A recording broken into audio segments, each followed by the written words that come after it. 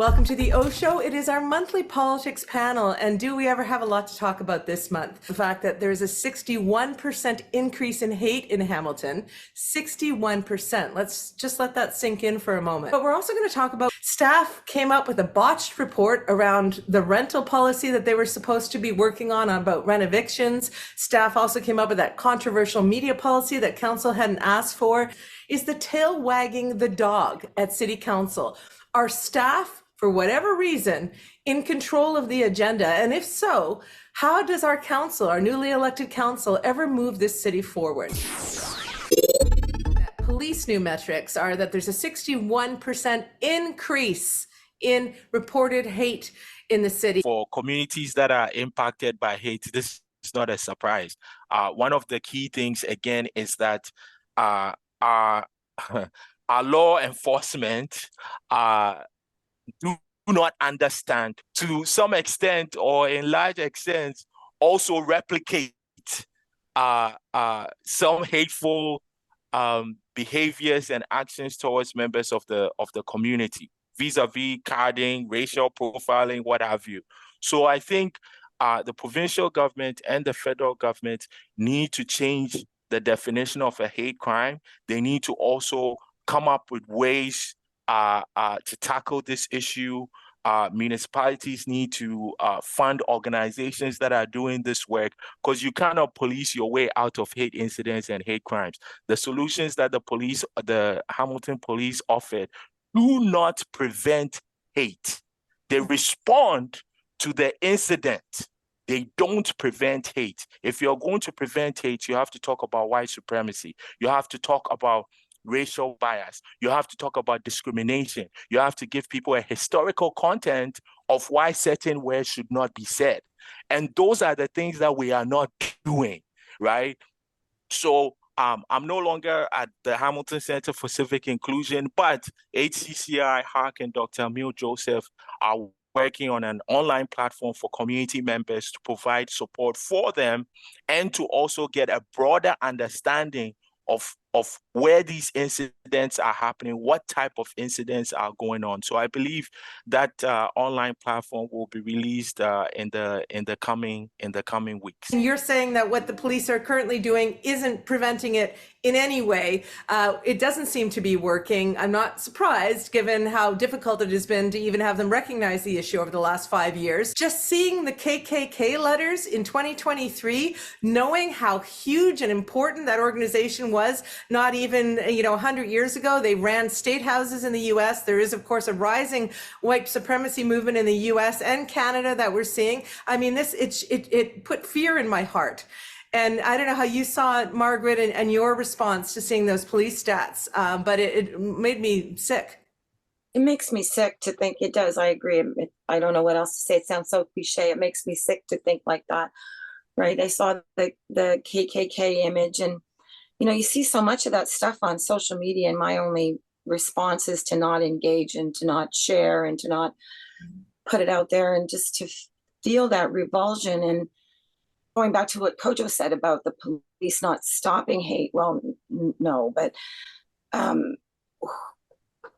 who is everybody's responsibility?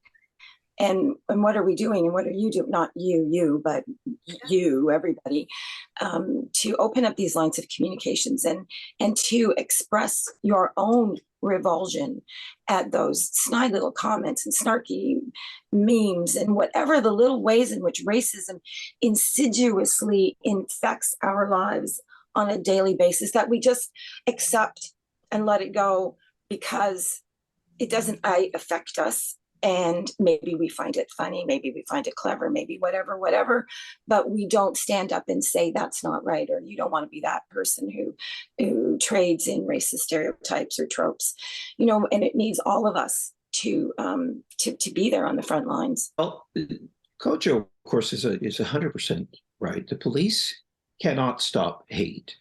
It's interesting. I find that we find ourselves having the police collect the stats when they actually can't do anything to stop it. They can't do anything to minimize it. What they can do is lay charges, because that's what they're officially entitled to do and charged with. That's their responsibility. but they're not going to stop it any more than they would stop a car break-in. They're not stopping car break-ins. You still have to phone the police or go online and report the break-in. They don't show up. They don't come and do anything. They keep stats. And then they unfortunately tend to use that to say we need more officers to not stop hate, to not stop car break-ins. I mean, we need to be realistic about this. The hate is a deep-rooted social issue for which the police have no way of dealing with other than collecting stats and occasionally, ideally, laying charges. But Kojo is also right. Let's not lose his point about we have issues of racism and hate within the police force itself. They've not done a good job over the years of dealing with it. They can't deal with their own internal hatred and racism. So why would we expect them to be able to deal with the societal issues of hate? They can't, and they won't. And we must stop thinking that they will and look for better answers. And Kojo, again, spoke to this. It's way more complex than this. And what I worry about is some people think, well, at least the police are collecting stats and they're looking after this. They are not looking after this, and they never will, nor should they in a way. The charges, yes. I'm not saying they should turn a blind eye. They absolutely must not. But that's their role. That's the little thing they do. And all the big stuff is left to all of the rest of us. Is there an urgency, Robert, at council on this issue? Because during the summer of hate, I guess 5 years ago or so, there weren't many councillors who would come out. Brad Clark did, Maureen did, Narinder did, and John Paul Danko did. I can't remember any others. If I missed them, I'm sorry. But we had to show up as citizens week after week after week to let it be known that we didn't want a bunch of white supremacists on City Hall harassing people getting off the bus, right? Like it was our front porch. So the community had to take it back because council didn't show the leadership and the mayor just did one photo op and then took off. It was a national embarrassment. Do you think that council gets that we have a problem in our city? We've got KKK being written on of food basics. We've got, we had a white supremacist run for mayor and get some platform on other media in this community. Is council doing enough to address this problem from a leadership point of view? It's a difficult situation for council how do they get involved and what can they do? But they should come as a group together and speak together, even do it out in front of City Hall, have a rally come forward and do something as a collective whole council, including the mayor. And that's what needs to be looked at. As far as, is this going to change 61%? It's going to go down or up? I don't know. It's alarming to have the 61%. My feeling is it's out of control, and I don't know how we're going to pull it back. We as a society, and I agree with Kojo and Graham, we as a society got to educate, train, but you know what? Even with that, people seem to change. People don't, I've seen it happen to people that I know will say something about somebody else and it's derogatory, it's racist. And society has changed so much in the last few years. And I think a lot of it, in my mind, has to do with the social media aspect of it. Social media is great. Social media can also cause many of our problems. And what the government can do, I don't know. I think Ronald Reagan once said, people don't create problems and solve them. People don't create problems, they solve them. Government creates problems. You go to government for help, they create more problems. It's up to the people to come forward and get a group together, an organization, and work with everybody. You got to work with schools, you got to work with colleges, universities, workplaces, all of that. Can we do it? I hope so. Well, with all due respect to Reagan's idea of small government and government being a problem, you just referenced, Robert, a part of, I don't always agree with you, as you pointed out, but I did absolutely love your idea and wanted it so badly during the summer of hate for counselors to show up in solidarity and stand up against hate. We saw leaders of the world do that in Paris after the shooting at that journalism thing for that cartoon. We saw world leaders line up with people behind them walking down, I think, the Champs-Elysees in Paris to send that message. Why can't our council just send that leadership message, right? That none of us think this is okay and we're going to work on it as a community. I don't agree that government has no role in this. I think they do, but I take the point that all of us should be working on this together. Kojo, you laughed. Go for it, my friend. Yes, I laugh because sometimes that quote is taken. I mean, let's look at it this way. At one point in time, the immigration ministry for Canada was called the Ministry of Colonization and Immigration. So when we talk about governments also have a role in determining who is served and who is not served, right? So we if we need to know that a government has a role in some of these things when residents are not being able to thrive and survive. So that would be my point. I can go back to the Indian Act as well, right? The Indian Act is something that was based in actual white supremacy and hate, right? So Yeah. government needs to play a role. Our provincial government can also define what a hate crime is and a hate incident is. Right now, every police department has their own definition. And that's also a huge problem because one police department might say, we do this, and another one might say, we don't do this. Well, then how are we tracking these things appropriately? Staff came up with a botched report around the rental policy that they were supposed to be working on about renovictions. So what happened contextually, very quickly, in 2021, so the previous council, before all this change was voted in, they put forward a motion to figure out how to implement a renoviction bylaw, which would stop landlords, or at least guard against landlords, from tossing people out and then fixing up the units and then tripling the rent, like literally tripling or quadrupling the rent. 18 months later, they come forward with a report that says, we don't think we should do it. It's too difficult. We can't do it.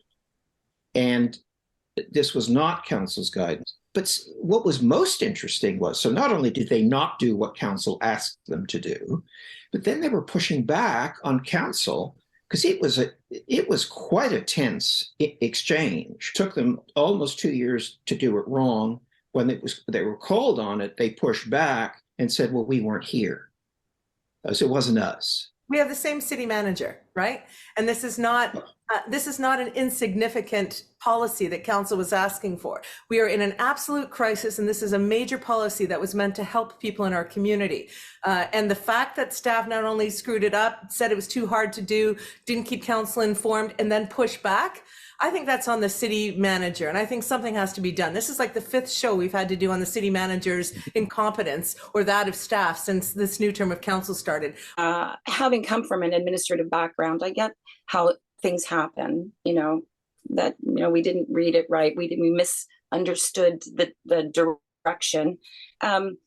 However, what complicates this particular issue is the preceding testimony from all the delegates that went before about the renoviction and how it's displacing people's lives and how important it is to our community, to the renting community, that this is going on, and that it demonstrates a disconnect for me between what people in senior management are experiencing in their everyday lives and what everybody else is in the world, like in Hamilton, and whether they're so insulated because not only did they not follow the direction and come up with the ways and means to do this,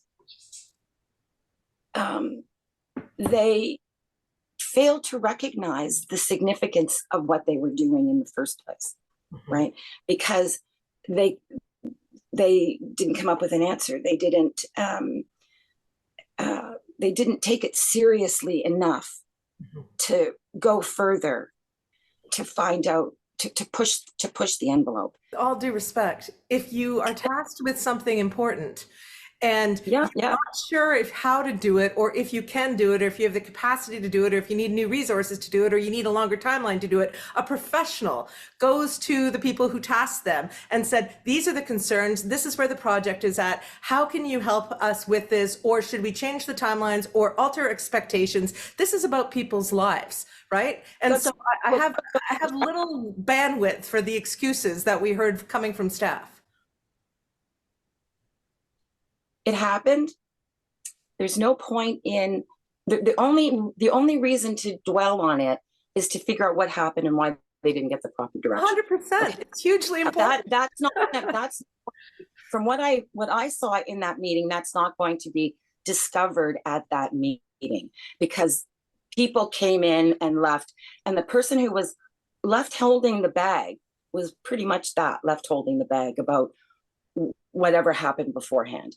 Yeah, so, and that person gets paid well to hold said bag. Let me go to you. No, they do. Let me go to you, Kojo, because I see you smiling. Like, where are you with this? Yeah, like me, what I'm going to say is, look, before the meeting, Acorn held a press conference. They had 3 demands. 1, anti-renoviction bylaw. 2, increase and expand the tenant defense fund. 3, track when buildings are sold and provide proactive tenant education.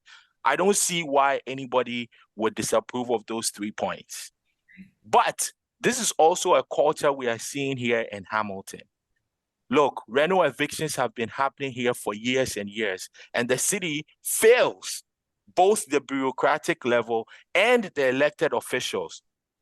During the election, Acorn had, I believe it was close to an 8-kilometer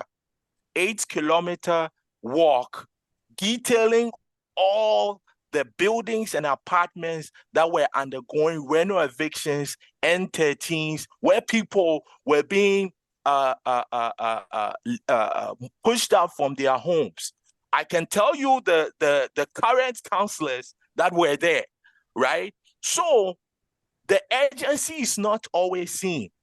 There are many times where councillors want to do things immediately, and they come up with motions and magic money, and all of a sudden it happens. But when it comes to reno evictions, everybody's sitting there waiting. We're waiting for staff. We're waiting for this. We haven't seen the numbers. You had over 30 people delegate, and yet everybody is sitting. The staff is saying, I'm sorry. Councillors are saying, you didn't follow direction. People are losing their homes. People are losing their homes. And to me, the blame goes to everybody that's sitting at the table. Nobody is excused, because this cannot happen when people are losing their homes every day. There's a city manager. Jeanette Smith's job is to make sure her teams are aligned on executing the vision of council. That's how it works. Governance body, management structure. She's the liaison between the governance body and the management structure. And whether it was what happened with the election in the clerk's office, what happened with that idiotic media policy, what happened with this renoviction report that didn't happen. I mean, come on. Because it feels to me as a communication expert, less like a breakdown and more like a pattern. Well, I smile only because you took the word right out of my mouth, that the word is pattern.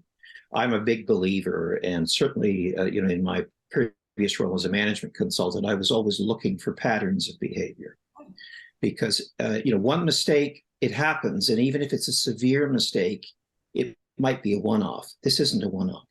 This is a pattern of behavior, and the person in charge is ultimately accountable, and no apology fixes this. And Kojo is absolutely right to push the notion of these people are losing their homes. This isn't about, we thought we'd have brand new playground equipment in all the parks across the city, but oops, we made a mistake, so it's not going to happen for another 10 months. I mean, who gets affected by that? So you don't get on a new swing. Big deal. When you're kicked out of your home in this market, you're homeless. It's not like, I'll just make I'll just live somewhere else.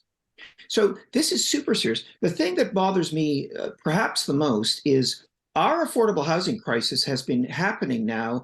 Every resident can agree for at least 4 years, and realistically 10, 12 plus years. But how can you push back, say nothing, and do an oops moment after you're living in a housing crisis, and they just put together this roadmap. So they knew that this was important, that affordability is a crisis. We need a roadmap. And the very thing they were tasked to do, they said, no, we're not going to do that. And can I just point out one example?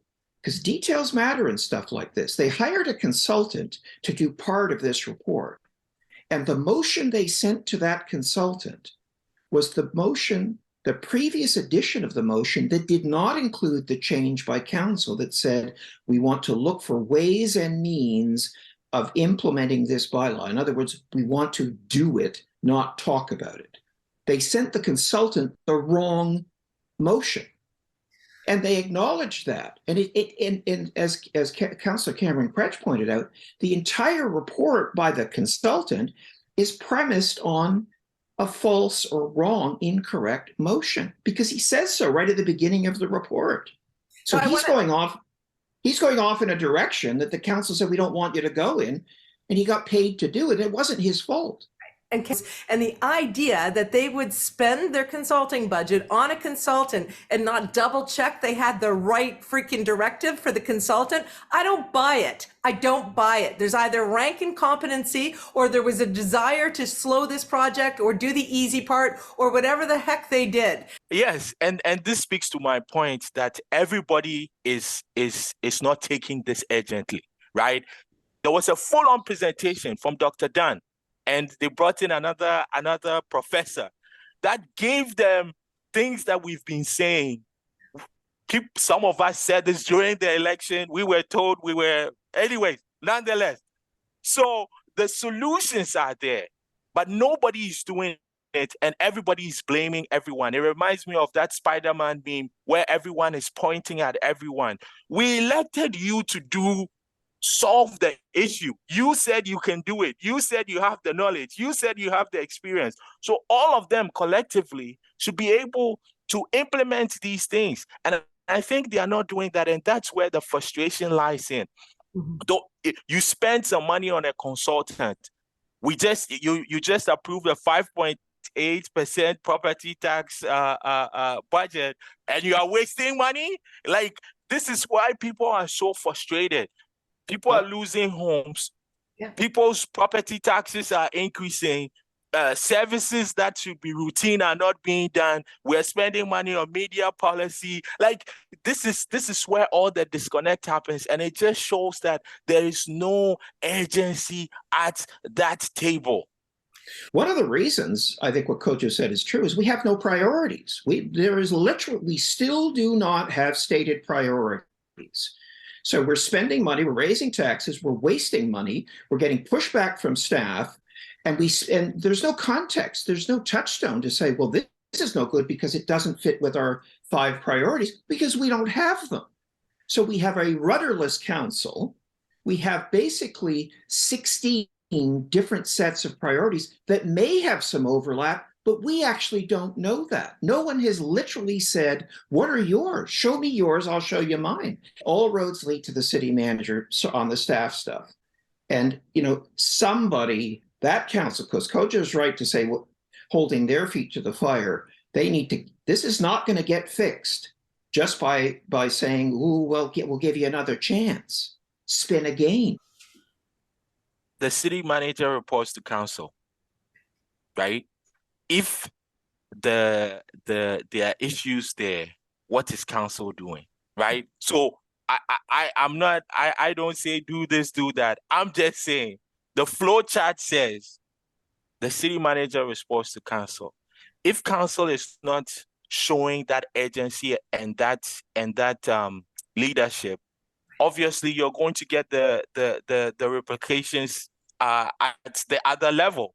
Right. So to me, I think that the election was a pivotal time where everybody said, these are the priorities. In past elections, you don't necessarily see that. Right. So now that we know what the issues are, to now have an election later on and everybody's acting like things are the same, it doesn't make sense. I wrote an opinion piece about the budget, and I said, look, you have councillors that are saying that they don't support this. Cool.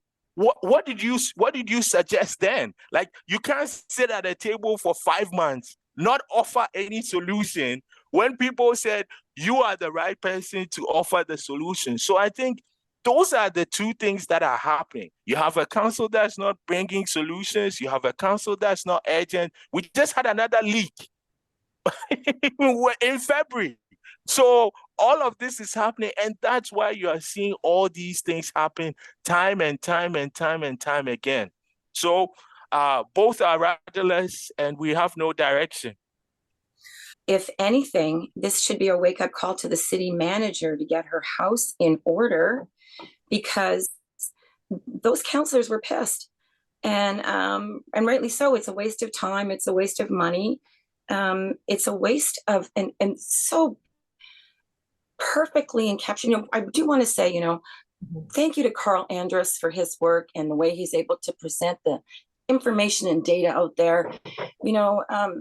I can't believe the number of times this information has come forward, like the councillors have said over and over and over and over again. And we've got to stop that process. We've got enough data. We've got enough experts. We've got enough to consult, right? Don't wait for the provincial government to come in and rescue the day. Do whatever we can. And if they challenge it, if it's out of the bounds, then we'll figure that out.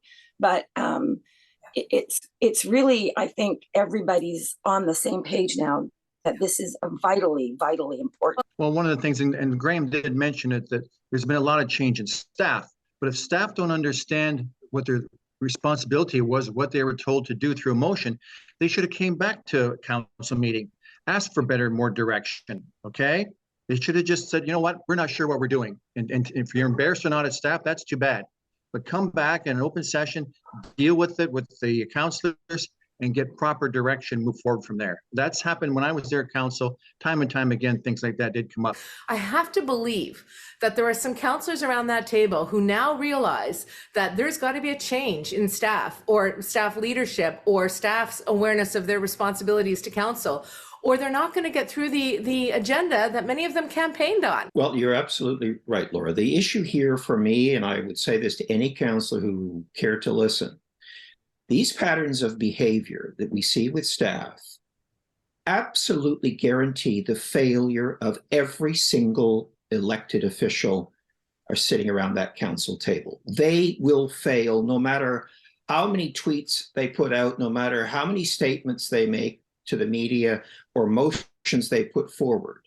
It doesn't go anywhere unless staff comply and do so in a way that's energetic, as Kojo has said a number of times, that reflects the urgency of these issues. So failure is their future if they don't do anything. And what I would say to them, my advice to them is, if you're going to give all the staff and the city manager another shot at the renoviction bylaw in the face of all the other crap that's gone on, you're an idiot, because you will fail and you will be very upset. And guess what? New people will get elected next time. It won't be you, because you failed on your promise. Because Kojo is absolutely right. This election, people talked about all the changes they wanted to make, about all the issues, their understanding of the issues, their belief in solutions that were possible. All of that goes out the window if these patterns of behavior are allowed to continue. It's that serious, and we have a worse off city, definitely not a better. This is really serious. Well, the renoviction issues continue. Like I said, when we got upset about the water not happening, they should have had water within the next week, okay? Never mind, that was a government issue. Council should have jumped on it. The mayor, the city manager should have been right there and said, it's gonna happen. Or they're gonna do it themselves and get it done, and somebody's gonna be paying for it, whoever owns the building. It should have been done. The council as a whole, I still don't see them working together. I mean, I hear, I'm still on the inside a little bit more than I think people know that I am, and I know what's going on. That's why you're here. That's why you're here, Robert. and I know that some of the staff are getting a lot of pressure and push from some councillors, because the councillor's office feel it's not their job to do a certain amount of work for their constituents, and they're putting it over onto staff, and that's creating problems within the staff. And I know that from my many contacts still around City Hall. So I think, and I understand that they wanted, and it's coming back again, another motion. I think Kevin Meekin's throwing it out there for an increase of 17,000 for council's budget, which wouldn't go very far. But you know, when I was there and when we were busy, I know other councilors were really busy, and they had one full-time, one part-time, and they got through it. Is it that much more busier? I'm not sure. What I think the problem is, councilors are involved in too many. They have the meetings they have to attend and the committees, but they're involved in too many other committees where they're not committed to looking after the constituents. That's what I'm seeing and hearing. And I got to ask you about Mayor Horvath, because you might have missed it. You were having some technical issues, but I was doing a morning show in Toronto, and they had tried to contact her, and she went to Pier, where she's appeared there in the past. And they, you know, likened her at one point in the last few months as a U-boat captain, because, you know, where's this mayor of Hamilton? So do you think that her lack of priority setting with council and her lack of activity or taking that leadership mantle on some of these issues is also contributing to the frustration we're seeing? It possibly may have. I don't want to say bad things about Andrea. I know she's had some family issues, and knowing I have a good idea what they are, and that can cause a lot of problems for leadership. And when you don't have a large family and you only got so many people that you look after within your family, you have issues, it's difficult to perform your daily duties. Yeah, she does have a staff of $1 million worth of people, though, I believe. So, you know, I think we should see a certain level coming out, and whatever her family issues are, we've said on the show before, we're sorry she's going through them, but that's why you have staff, right? But Laura, yes, but do you have the correct and the right staff in that office to do the job too? That's the next thing. Somebody should be able to take leadership within the office too, without the mayor being there. So that's another question that needs to be answered. Okay, the mayor's chief of staff. We haven't really talked about that here on the program. Last comments, Kojo, and then I'll go to you, Margaret, and you, Graham, to sign off this very vivid OShow. Yeah, no, I think where, as Mr. Crawford always says, there's always a pattern, and I think it's up to the council table to figure out how to break that pattern, because people are getting frustrated. At the Acon rally, you know, there were tenants there that were really concerned. The province is not doing anything with the land tribunal. Wages are not going up, and they are losing their home. So their last outlet is council. So when they see the non-responsiveness, they're really, really concerned. The folks at the community legal clinic see the same thing. Hamilton tenants in unity are always responding to tenants that are being reno evicted. Property standards are not great. Like, at some point, this council needs to start doing their work and being responsive to all residents, right? And if we don't see that, I think people are always going to voice their opinion and show their displeasure. Yeah, it is, all politics is local, and local government has a huge amount of influence on the quality of our lives. And we need to see more. Margaret? I want everybody to be aware of this issue of renovictions, whether you have a house or not. And I think that's probably part of the huge problem that it gets sloughed aside, is that it's happening to the most marginal and vulnerable in our population. And the people who can still afford to buy food and enjoy restaurants and enjoy all the good things in life aren't really getting time and attention that they need. They give their counselors to act on this issue with and not just their counselors, but their MPs and their MPPs, because it doesn't just, the buck doesn't stop at City Hall on this issue, and everybody needs to be involved, not just the people that are facing renoviction. Yeah, well, I think the biggest order of business is establish, agree, define, and communicate the priorities and manage accordingly. Allocate resources, do follow-up. And that is going to happen. It could happen badly, though. It could happen poorly. And it needs to be exceptionally good, not just, well, now we've got a list, because previous councils have had lists. I would also point out, one of the things that staff put forward also recently is the Housing Sustainability and Investment Roadmap, which is a comprehensive thing, which in fact incorporates the two professors that were mentioned, Jim Dunn being one of them. A lot of what they said is built into the roadmap. The problem is it's a piece of paper. What it requires is resources. And I know what the mayor would say is, oh, we're going to have a secretariat. And that, like a housing czar or something. It's like, well, what's the job description? What is their level of authority? What can they do? Or are they just another staffer? So I'm very concerned that what we're going to do is do business as usual within the context of this crisis that's going on. So the roadmap by itself it's fine. I mean, there's nothing. I read it and I wasn't shocked or appalled by it. But unless this new active, so-called activist tax and spend council isn't monitoring progress reports, I would say initially every 45 days. And I mean that. I don't mean 6 months. With the crap that's gone on with staff, sailing off in a different direction, you better be monitoring this. Like, what did we do in the last 45 days? And I realize you're not going to fix the housing crisis in 45 days. But you should not be waiting under these circumstances with the patterns that I'm seeing. If you wait 6 to 9 months to check in, you will fail. Every councillor who's been elected will fail. The mayor will fail. I think the mayor's already failing, to be perfectly honest with you. And I take Robert's point. She's had some, personal crisis in her family, but that hasn't been for 6 months. It's been a portion of that. And the patterns that I saw prior to this were not good. So I think we are in a crisis situation with our council, who are facing a whole bunch of civic crises. And it's a complex soup. It's a mess. And I will say this, though, Lord, finally for me, I'm watching a lot of council meetings, as I've said before on the OShow. There are signs, we have progressive councillors, and we have a lot more of them than we've had in the past. And we have others who are not that different from their predecessors. I do look at the votes, though, and the votes are going in a more progressive way.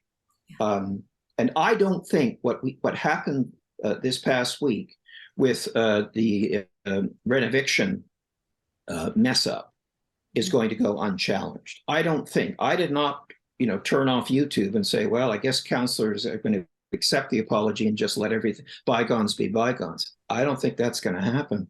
I think this is going to get a lot uglier very soon, based on my read. And you know what? It should. As Margaret said, councillors were pissed, and they should be, because they can have all of the great ideas and the votes going the right direction, but if they're not executed on and the policies aren't written and the directive isn't followed, what's the point of the votes? So thank you all so much for this difficult analysis of what's not working at City Hall and what's not working in terms of the hate in our community. It was a heavy topic, both of them, but you did an excellent job as always. Margaret Shkimba from the Hamilton Spectator, Kojo Damptey, now at McMaster, Graham Crawford from I Elect Hamilton, and Robert Pasuta, former councillor and farmer extraordinaire. Thank you all. We'll see you again next month. Be well, and thank you for watching. Please subscribe. Keep getting the great content here on the OShow. Take care, everybody.